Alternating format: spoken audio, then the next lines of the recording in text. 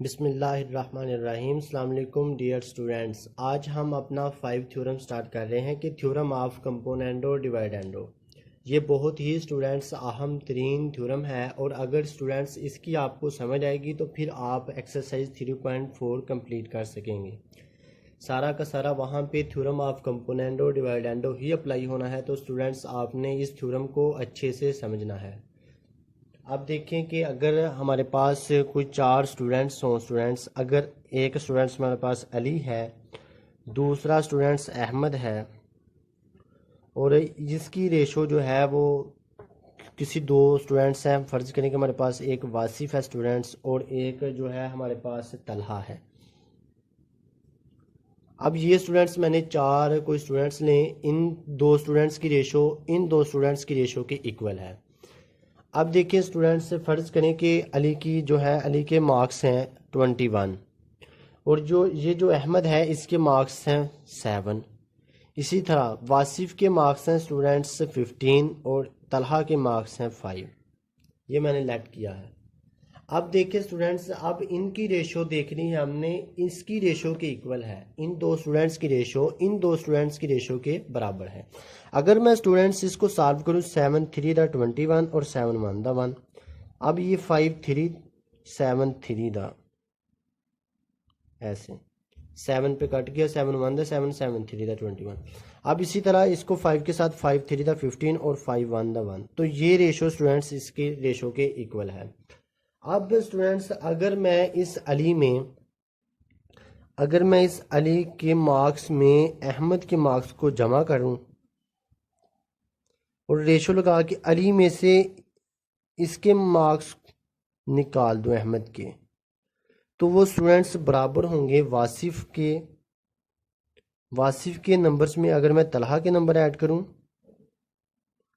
और फिर वासिफ के नंबर में ही मैं तलहा के नंबर को सब्ट्रैक्ट करूं, तो ये दोनों रेशो आपस में बराबर होंगी। स्टूडेंट्स देखें फिर गौर से, इसको आपने तवज्जो से समझना है कि हमारे पास कोई 4 स्टूडेंट्स थे। हमने देखा कि 2 स्टूडेंट्स की रेशो उस 2 स्टूडेंट्स की रेशो के इक्वल थी।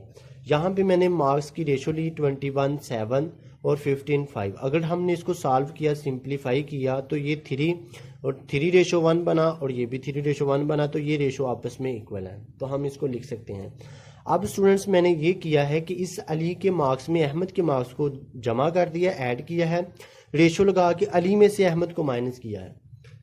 अब वासिफ के नंबर्स में मैंने तलहा के नंबर को ऐड किया। अब वासिफ के नंबर में ही तो मैंने तलहा के मार्क्स को सब्ट्रैक्ट किया और हमने देखना है कि ये रेशो अब इस रेशो के इक्वल है या नहीं है।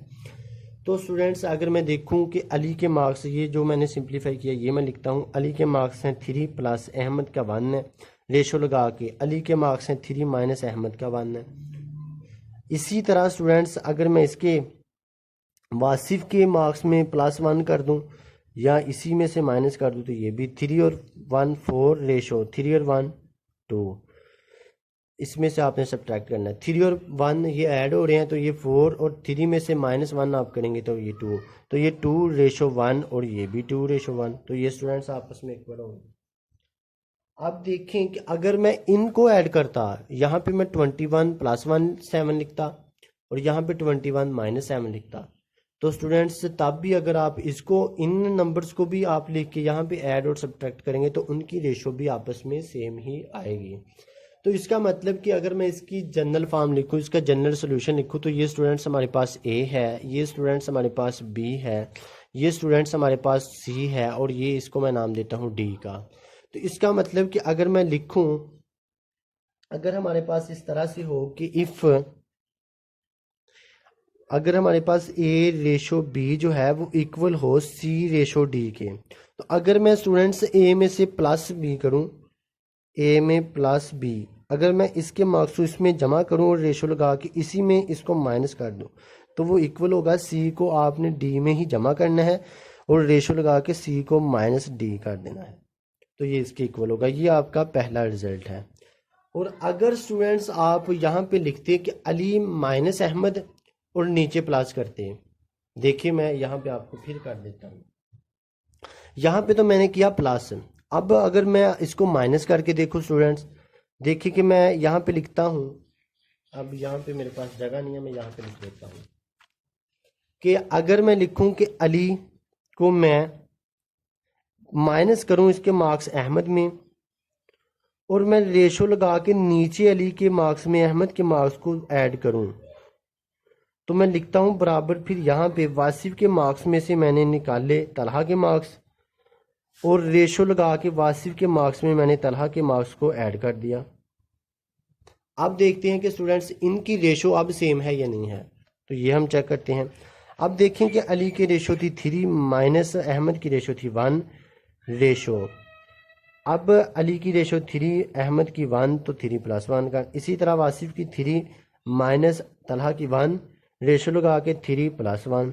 अब 3 में से आपने 1 को सब्ट्रैक्ट करना है 2, 3 और 1 4। 3 में से 1 को सब्ट्रैक्ट 2, 3 और 1 4।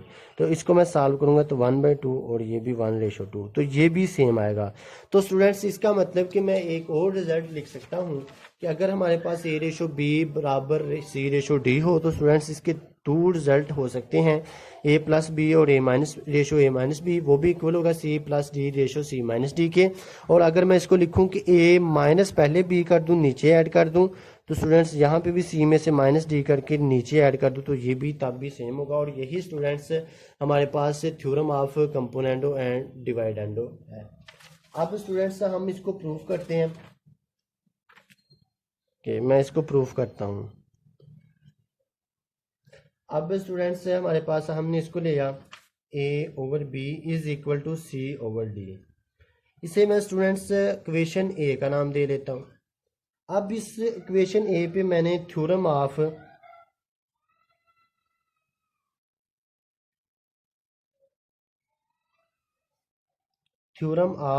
अब इस थ्योरम का नाम है थ्योरम ऑफ कंपोनेंडो डिवाइडेंडो। तो मैं इस A/B = C/D पे एक दफ़ा मैं थ्योरम ऑफ कंपोनेंडो अप्लाई कर देता हूँ। यहाँ पे मैं लिख देता हूँ अप्लाई थ्योरम ऑफ कंपोनेंडो आ इन इक्वेशन A पे। Apply theorem of componendo in equation A। यहाँ पे मैं थ्योरम ऑफ कंपोनेंडो अप्लाई करता हूँ। तो स्टूडेंट्स हमने थ्योरम ऑफ कंपोनेंडो पढ़ा था कि ये जो डिनोमिनेटर है उसको आप ऐड कर दें, और इसके डिनोमिनेटर में भी आप इसके डिनोमिनेटर को भी न्यूमिनेटर में ऐड कर दें, तो ये तब भी रेशो सेम होगी, और हमने इसको प्रूव भी किया था। अब इसी इक्वेशन पे मैं एक इक्वेशन पे अप्लाई कर देता हूँ स्टूडेंट्स। यहाँ पे हमारे पास थ्योरम ऑफ कंपोनेंडो डिवाइडेंडो, हमने कंपोनेंडो को अप्लाई कर लिया, अब डिवाइडेंडो को अप्लाई करते हैं। Apply theorem of dividendo in equation A पे।